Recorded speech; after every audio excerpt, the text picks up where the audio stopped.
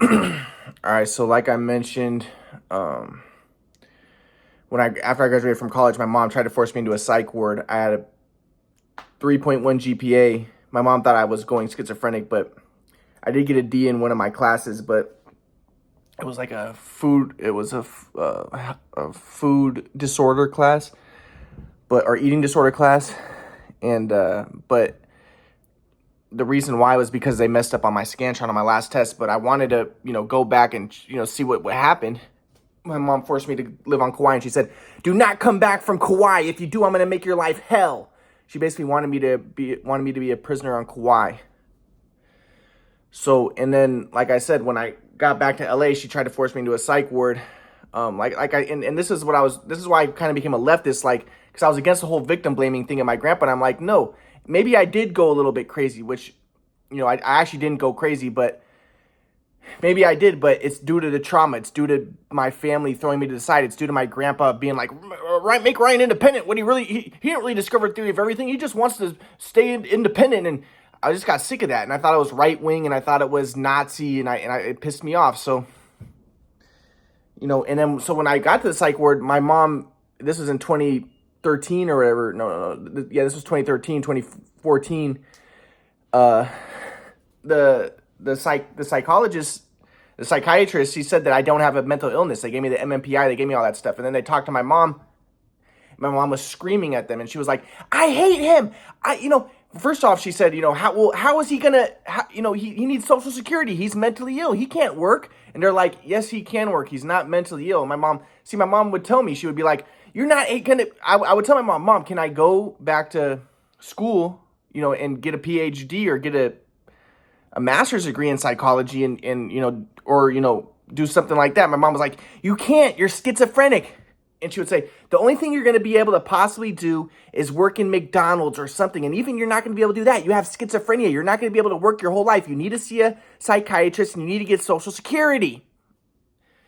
And, but that's not true. I didn't have schizophrenia. I didn't have any mental illness. And then the other thing was, like, one time my mom tried to get me a job in Amazon, where I'd work in a warehouse at night. And I was like, "Mom, I don't have a mental illness. I don't need to work in a warehouse at night." See, she hadn't seen me since high school. She still hasn't seen me. She hasn't spent any time with me. And that's what people think. People think, "Oh, your mom thinks you're schizophrenic. You must be." Or your dad too. You must be. They must know what they're talking about. Your mom's a physical therapist. Your dad's a doctor. They must know what they're talking about. And my retort could be, they haven't seen me since high school. They haven't spent any time with me. How can they say I have a mental illness? Right? So, but she tried to get me a job in working in a warehouse, and this was in like 2020, and I wanted to get the job because I wanted to pay Kenny that I can get my basketball videos. And I told my mom, working in a warehouse at night with Amazon, I was like, "Mom, I don't need to work in a warehouse. You think that I'm crazy and I'm schizophrenic and I'm like going around talking about quadrant model and acting like a weirdo." That's what my mom thinks. But she hasn't seen me. She hasn't interacted with me. That's what's so frustrating. My mom and dad haven't interacted with me. I know they assume that I'm walking around and then I'm acting crazy. Like I said, I went to the yeshiva thing in New York, and my mom was like, the lady at the yeshiva said you're really nice. But before I went there, my mom was like, "Dude, don't yell at them like you yell at people." And I'm like, "Mom, the only person I've ever yelled at is you, because you think I'm crazy and you're mistreating me." And it was and you're still she's still stuck in high school. In high school, yes, I yelled because the shootaway messed up my shot. My dad and I were trying to fix it. It led to problems.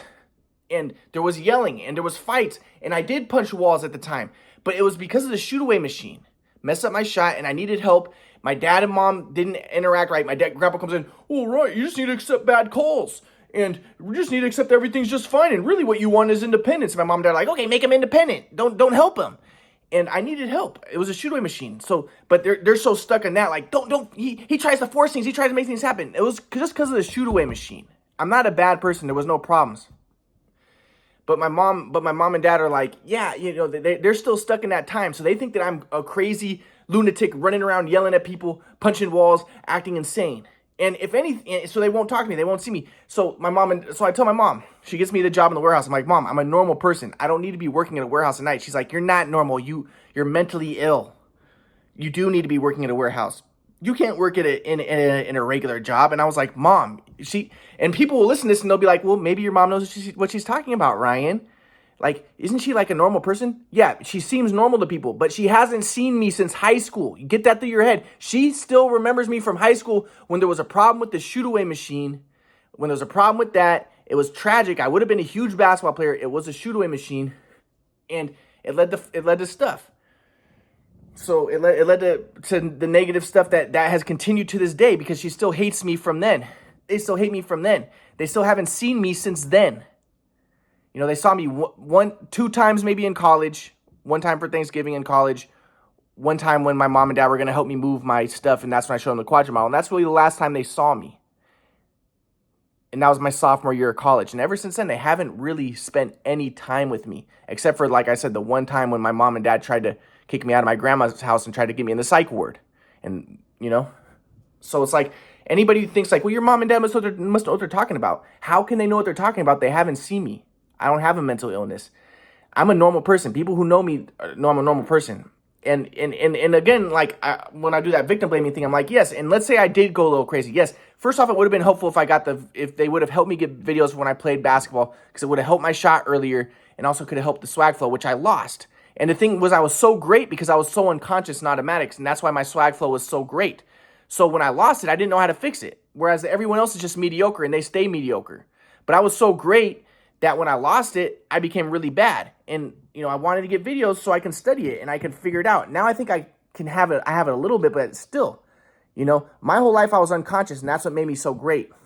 I'm not going to go into details, but it's a sad thing. So, but my point is, when my mom was talking to people at the psych ward, you know, my mom was like, how's he going how's he going to work? He has mental illness. He needs Social Security. And then the people at the psych ward, the psychiatrists and the nurses were like, whoa.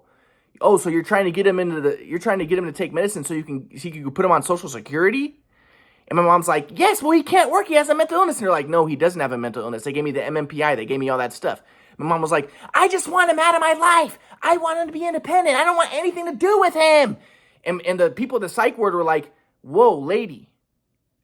They told her, we think that you have a personality disorder or mental illness and you should take medicine, and Ryan should not. And they said, so long as you talk about your son like that and talk to your son like that, like you want nothing to do with him and you want him to be independent, so he's going to have problems. But my mom was like, what? Because in her mind, she's like, I'm doing exactly what his grandpa says. His grandpa talks about him being independent. So she was just confused, and it just, but the people were like, they were flabbergasted. They were just like, you talk to your son like that and you act like that and you expect him to be okay? But in my mom, that doesn't compute, because in my grandpa's mind, it's like, well, because for my grandpa, it's like, well, he should just take responsibility, and even no matter how, you know, in his spiritual thing, no matter how you're being treated, if you're in the flow, you'll be fine. Just be in the flow, and just everything is just fine. La la la la la, like weirdo fucking shit, you know. So it's just really frustrating. But so I still at this point I wanted to talk to my mom, and at this point, Katie. I told you, I went to her house. Well, first off, like I said, she had the party. She told me that she was going to go to her girlfriend's house. I figured out that she was going to go to a party. She lied to me. She was going to watch movies with her girlfriend. So I was upset about that. But then she stops, you know, then I'm trying to text her and ask her, you know, like, how's the baby doing? How's everything going? She won't respond to me. And I talked to my friend about this, and my friend was like, dude, well, she's pregnant with your baby. She should be responding to you. The fact that she's not shows she has a lot of disrespect for you. And she didn't, because she called my mom and she was like, you know, she wanted to talk to my mom and meet my mom and dad and for us to see her for Thanksgiving and stuff. And they told her, no, we're never going to talk to Ryan. And Katie's wondering in her mind, like, well, what's wrong with Ryan? He must have serious problems. Like, what did he do? You know, so, and then she, you know, so I'm trying to text her, and now she's doing what my mom and dad do. She's not responding. But, you know, in her mind, she's probably thinking, well, his mom and dad won't even talk to him and respond to him. It's probably not that big of a deal that I'm not. So, like I said, eventually she let me back. I was hanging out with her, and we were watching, movies or whatever. And I saw that she was texting somebody, and I was like, and she was hiding her phone every time after she would text. And I was like, she never did that before. And she was pregnant. We were probably like 3 months pregnant or something. And I was like, hey, Katie, are you texting someone? She's like, no. But the way she was seeming so like weird about it. So I was just like, huh? So then I went back to my place, and then she called me, and she's in the morning the next morning, and she says, Ryan, I'm still not ready for you to sleep over, baby steps. So I'm like, okay. I go back to my place, and then she said she calls me. She's like, Ryan, I'm bleeding. So she thinks she's having a miscarriage. So I take her to the emergency room. I drive to her place, take her to the emergency room. She first went to emergency room. She drove, but because it was a long drive for me. But I picked her up at that emergency room and took her to another one because they wouldn't accept her at that one. And then they did an ultrasound. The baby was okay, and the baby was very healthy actually. So I was like, good heartbeat and all that. And I'll get more to that later. But she was very upset. She was crying and stuff. And I ended up taking her back to her place. And she was like, okay, well, you can stay with me from now on. And in my mind, I was like, yeah, maybe this was a sign. Like you were treating me bad. You weren't letting me stay with you. You weren't letting me, be around you and stuff. And maybe part of the consequences is you had the threatened miscarriage. So I was like, yeah, it is probably a good idea that I stay with you from now on. And plus you're pregnant with my baby and stuff. Let's try to work it out. I'll stay with you. So I sleep at her place that night, but as I'm about to go to sleep, I look to my right and I see she has Snapchat popping up and it says Jared. Snapchat's from a guy named Jared. And I'm like, huh? So I pick it up. It's late at night. It's probably like 12 at night. So she's getting Snapchats from this guy named Jared at 12 at night. And I look at it and I say to Katie, hey, Katie, who's Jared?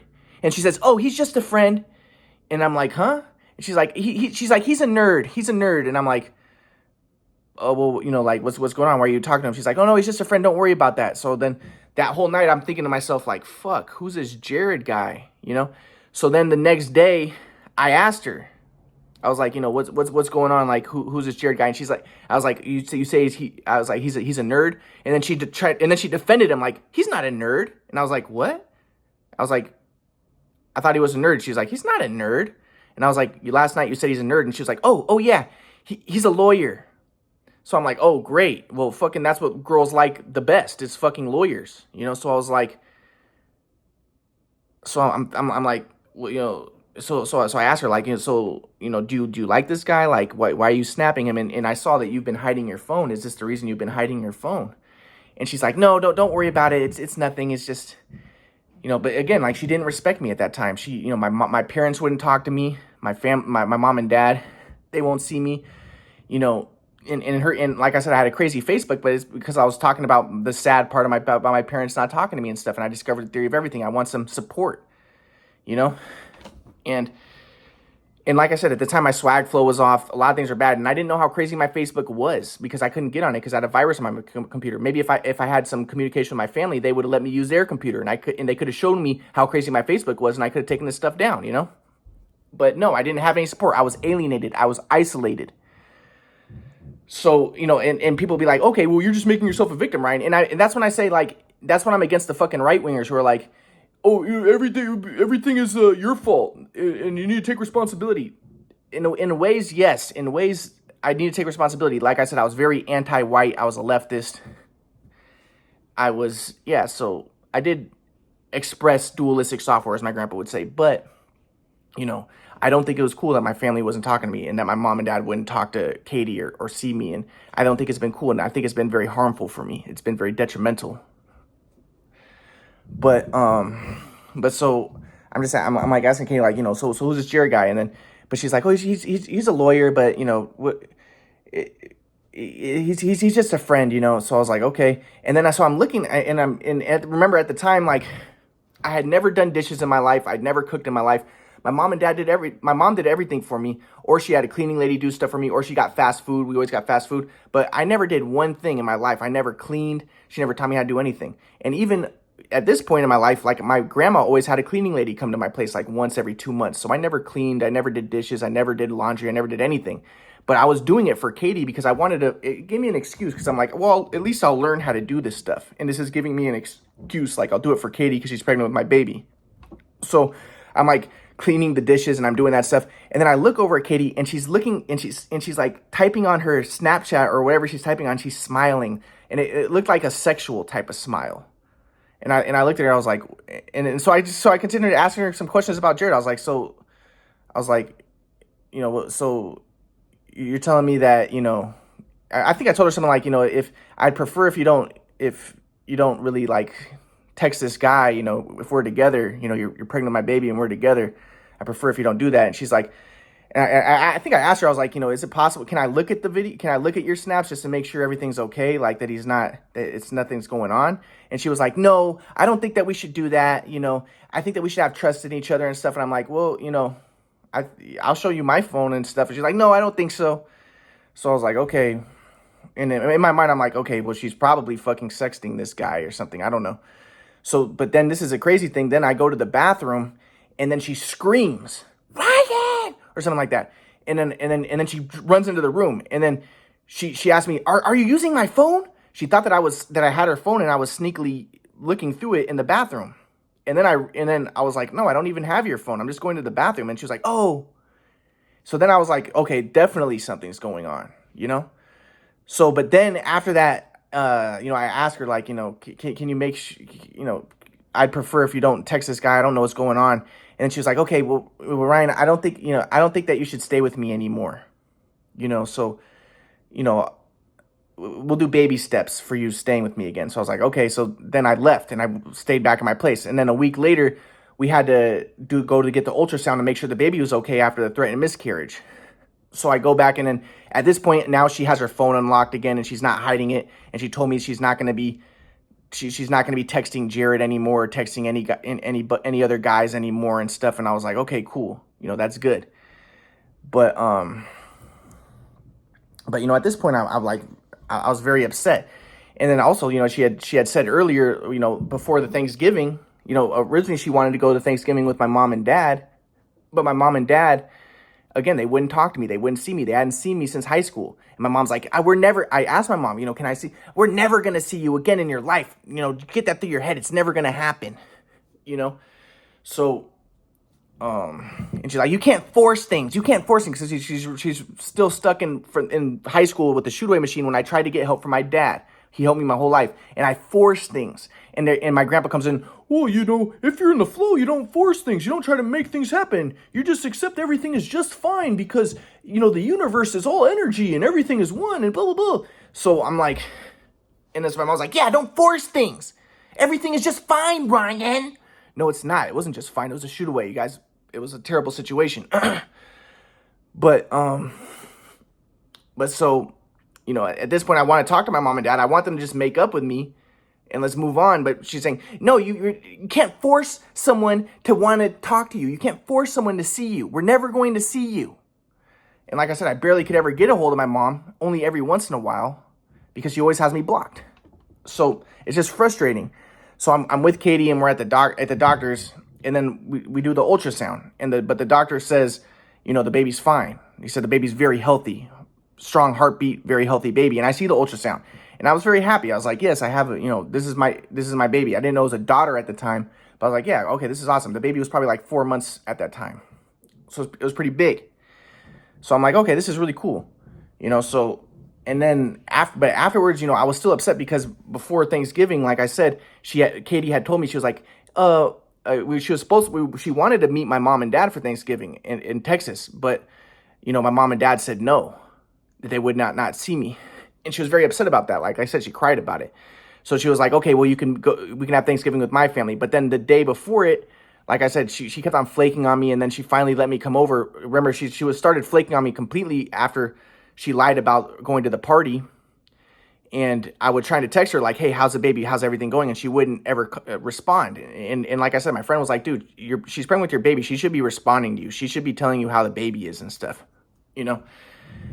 But then finally and the way that I would get in contact with Katie is I'd be like, okay, I'll use my EBT and I'll buy you groceries. And that's how I would meet her every once in a while.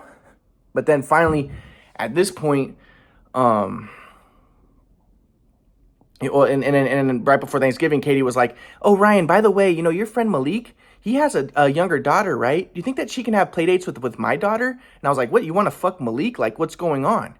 So I was still kind of like paranoid about that at this point. So I'm like, did she maybe try to contact Malik? You know, I know she's talking to this Jared guy. I don't know what she's doing. So, you know, so we had a Jewish doctor give her the sonogram for the baby, or, you know, whatever it's called, the ultrasound thing.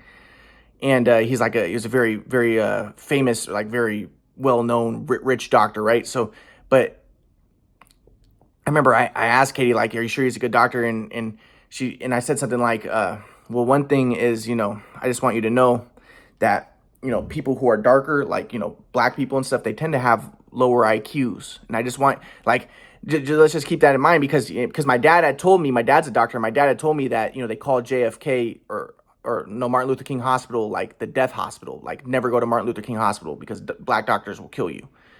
You know, so I asked Katie, I was like, you know, because the doctor, he seemed kind of black, but he was actually Jewish. He was like Sephardic Jewish, but he looked black to me. But now the reason why I did that again was because I was still kind of upset and frustrated that she had asked to have play dates with Malik. And I was kind of like, I was insecure or whatever, but I was just like, you know, I was like, you know, and I wanted, so she was like, what? You're like, I don't like that, you know, that's not nice that you said that, you know, black people have lower IQs or whatever. But, you know, I was still upset about her wanting to hang out with Malik. So then I told her that. I was kind of like, well, I'm going to be, you know, I just, you know, I'm not necessarily being racist. It's just, I'm just letting you know that, you know. And she was like, well, this doctor's Jewish. He's not even black or whatever. And I was like, okay, but no, it's just like, still, regardless, you know, people with darker skin tend to have lower IQs. So remember, I was always like anti-white for race mixing, but here I kind of went back to my right-wing ways. And at this time too, I started watching Andrew Tate, and Andrew Tate was talking about how these women were doing this and don't let your women go to parties. And this is when and it happened to coincide exactly when I was dealing with this stuff. So I was like, so I started becoming right-wing again, kind of, but I was still a leftist. I was still anti-white leftist, but you know, but now I see it coming back to bite me. I always wanted race mixing. I was always anti-white.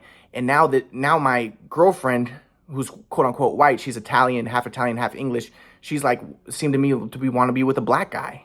Like, can we have play dates with Malik? So I was like, hey, you know, they tend to have lower IQs. And I ended up telling her later, like, well, the reason why I told you that is because I was kind of frustrated that you wanted to hang out with Malik. And I want you to know that, you know, I know these guys and all they want is to fuck girls, and they tend to be kind of lower IQs and stuff. And, you know, so anyways, I was just frustrated about that she wanted to hang out with Malik, you know. I'm like, you want to fuck Malik? Like, what's going on?